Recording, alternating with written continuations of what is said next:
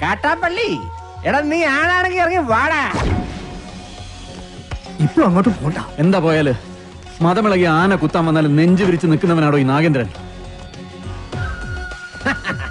നിന്റെ വടക്കമ്മലക്കാരാണുങ്ങളുടെ മുന്നിൽ തോറ്റോടിയെ കണ്ടില്ലേ? നാണമില്ലടാ നിനക്ക് ഇങ്ങനെ നാറിയ കളി കളിക്കാൻ? ആണുങ്ങളാണ് നേരിട്ട് മുട്ടണം. നേരിട്ട് തന്നെ മുട്ടാടാ.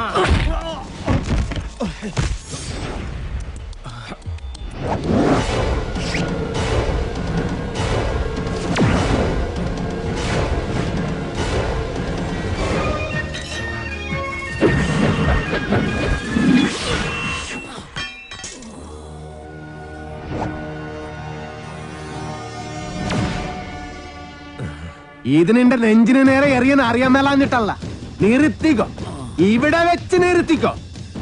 ഇല്ലെങ്കിൽ ബയറുകീരി കോടലി പുറത്ത് വന്ന് അതിനെ പട്ടി തീട്ടിക്കും. നിൻകെ നൻപക്കെ ഗൊത്തില്ല, കാട്ടുപുളി നായിന്റെ പട്ടി മോനെ.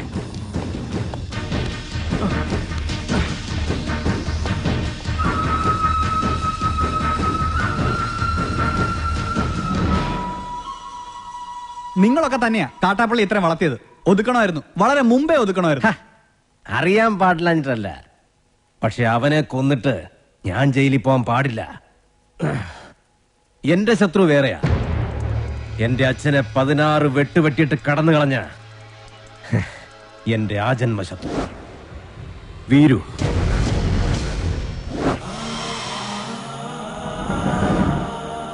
അവനെ എനിക്ക് കൊല്ലേണ്ടത്. അവൻ ചതിച്ചതെങ്ങനെയാന്ന് മല്ലയ്ക്ക് അറിയണ്ടേ?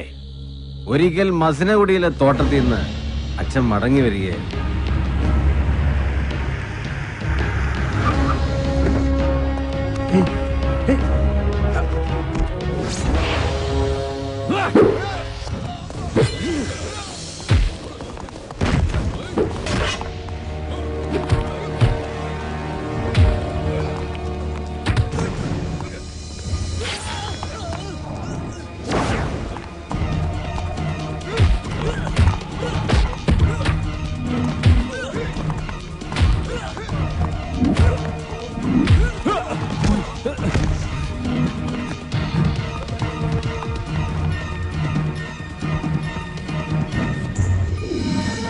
ഇവന് കന്നഡ മാത്രമേ അറിയൂ, മലയാളം തീരെ അറിയില്ല.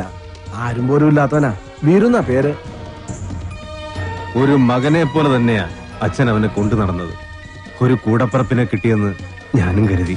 പക്ഷേ അച്ഛനെ ആക്രമിച്ചവനെ ഒരിക്കൽ പോലീസ് പിടികൂടി. അവനിൽ നിന്ന് ഞെട്ടിപ്പിക്കുന്ന സത്യമാ ഈ ഗ്രാമം അറിഞ്ഞത്. വീരു അവന്റെ സംഘത്തിൽപ്പെട്ടവൻ തന്നെയായിരുന്നു. ഒരു സഹായിയെ പോലെ കടന്നുകൂടി വൻ കവർച്ച നടത്താനായിരുന്നു അവരുടെ പദ്ധതി. ഇത് അറിഞ്ഞതോടെ എന്റെ അച്ഛനെയും കുറുപ്പച്ഛനെയും ആക്രമിച്ച് പണം തട്ടിയെടുത്ത് അവൻ ഓടി.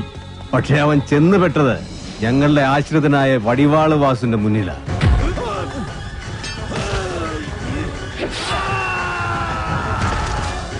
രക്ഷപ്പെടാനാവാതെ കാട്ടിലൊളിച്ച വീരുവിനെ അന്ന് രാത്രി പോലീസ് പിടികൂടി. പിറ്റേന്ന് തെളിവെടുപ്പിനായി അവനെ കൊണ്ടുവന്നപ്പോ എല്ലാ കുറ്റങ്ങളും അവൻ സമ്മതിച്ചു. പണം മോഷ്ടിക്കാൻ വേണ്ടിയല്ലേ നീ ഉണ്ണിത്താനെ വെട്ടിയത്? നീ മുദ്ദ താനെ അതന്നെ ഞാൻ കേളിതു. ഒളിപ്പിച്ചു വെച്ച തൊണ്ടി മുതൽ കണ്ടെടുക്കാൻ പോകുന്ന വഴി അവൻ പിന്നെയും ഒരു ചതി കാണിച്ചു. പോലീസും നാട്ടുകാരും എത്ര ശ്രമിച്ചിട്ടും അവനെ പിടികൂടാനായില്ല. അവൻ രക്ഷപ്പെട്ടു കളഞ്ഞു.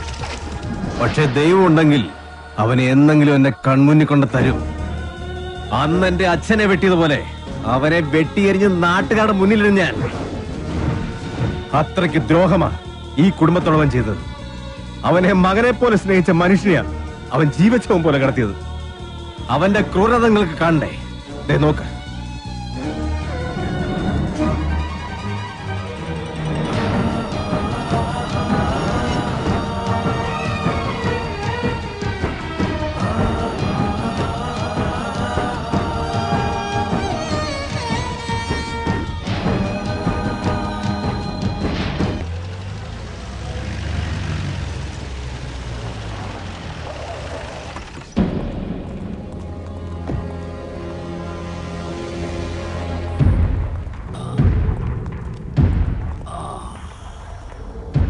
അന്നേ ഞാൻ നിന്നോട് പറഞ്ഞതാ വേണ്ടാത്ത പണിക്ക് പോണ്ടാന്ന്. കേട്ടില്ല. ഒരിക്കലും നന്നാവില്ലെന്ന് തീരുമാനിച്ചുറപ്പിച്ചവരോട് ഇനി എന്ത് പറയാനാ? ഇവനെ ആക്രമിച്ചതിന്റെ പേരിൽ മല്ലയ്യക്കെതിരെ ഉടനെ കേസ് ചാർജ് വേണ്ട, ചെയ്യണം. ഒരു നിയമത്തിന്റെ രാഷ്ട്രീയത്തിന്റെ സഹായം എനിക്ക് വേണ്ട. നാഗേന്ദ്രനെ ആക്രമിച്ചതിന്റെ പേരിൽ പോലീസ് കേസോ? അത് വേണ്ട. എനിക്ക് ജയിക്കണം. ഈ നാട്ടുകാരുടെ മുന്നിൽ വെച്ച് തന്നെ എനിക്ക് ജയിക്കണം. അവൻ എനിക്ക് വിട്ടേക്ക്. ആ ഡോക്ടറെങ്കിലും ഇവനെ കാര്യങ്ങൾ പറഞ്ഞ് മനസ്സിലാക്ക്. ദേ കല്യാണം കഴിഞ്ഞാൽ പിന്നെ ഇവനെ നിയന്ത്രിക്കേണ്ട ഡോക്ടറാ. ആ എനിക്കൊരു മീറ്റിംഗ് ഉണ്ട്, ഇറങ്ങട്ടെ.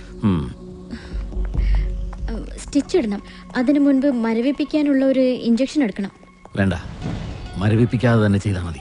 നല്ല വേദന ഉണ്ടാവും. വേദനിക്കണം, നല്ലതുപോലെ വേദനിക്കണം. എങ്കിലേ എനിക്ക് അവനോടുള്ള പക വർദ്ധിക്കൂ.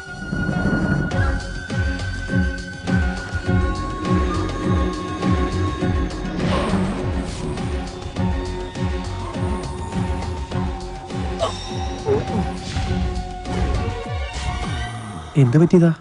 മതമിളകി ആന വന്നപ്പോ നെഞ്ചും വിരിച്ച് നിന്നതാ. അത് കുത്തിവെച്ചും പോയി.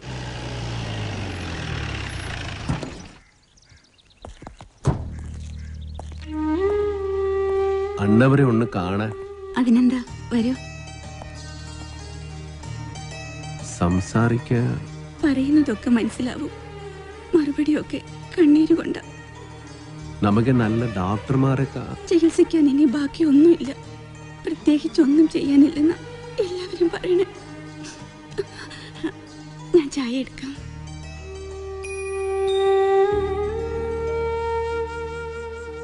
എന്നെ മനസ്സിലായ ഇത് നാണ് വീറും അന്നവര് മകനെ പോലെ സ്നേഹിച്ച വീറുവനാണ്.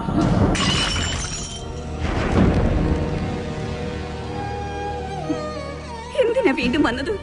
അവശേഷിച്ച ജീവൻ കൂടി എടുക്കാനോ?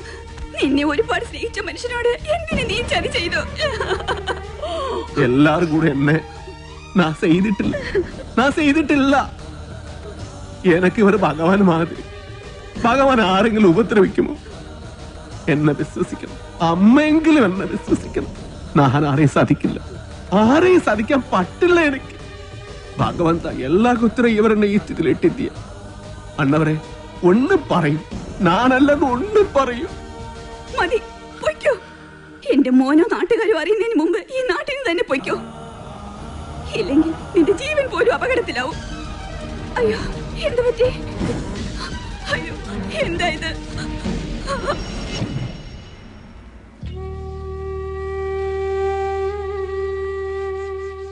ഇതൊരു പ്രോഗ്രസ് ആയിട്ട് കണ്ടാൽ മതി.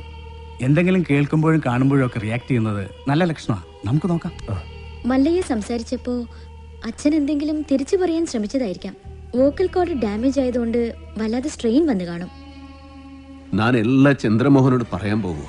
വേണ്ട, ഞാൻ വിശ്വസിച്ച പോലെ അവനെല്ലാം വിശ്വസിക്കണമെന്നില്ല. എല്ലാ സത്യം അറിയണ ആളാ. അകത്ത് സംസാരിക്കാൻ കളിയാതെ കിടക്കണം. അന്ന് മലയാളം അറിയാതെ നൻകെ എന്ത് പറഞ്ഞു എന്ത് ചെയ്തു അറിയില്ല.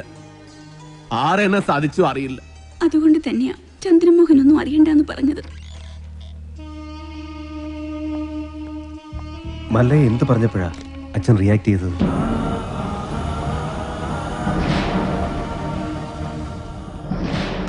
എല്ലാത്തിനും അവസരം വരും. ഇപ്പൊ ഒന്നിനും പോകണ്ട.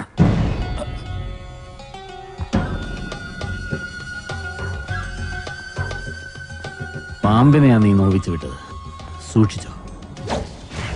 എല്ലാറ്റിനും കടുക് കീറി കണക്ക് തീർക്കുന്ന ഒരു ദിവസം വരും. അന്നേ നമ്മൾ തമ്മിൽ കാണും. ഇപ്പൊ ബയർ മാത്രമേ കീറിയുള്ളൂ. വേഗം പൊയ്ക്കോ, ഇല്ലാന്ത്രേ മൊത്തം വലിച്ചു കീറും. കാണാം, നമുക്ക് കാണാം.